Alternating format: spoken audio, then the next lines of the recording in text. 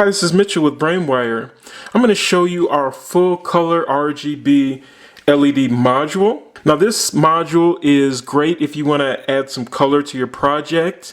Generally you want to control this module with a Arduino or other microcontroller that has 3 pulse width modulated outputs. The reason being is we've got 4 pins here. We've got red, green, and blue, and your ground.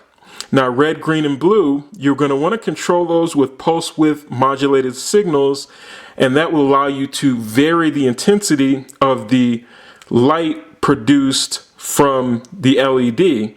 And with that, you'll be able to achieve a broad spectrum of colors out of this LED. So great way to add some color.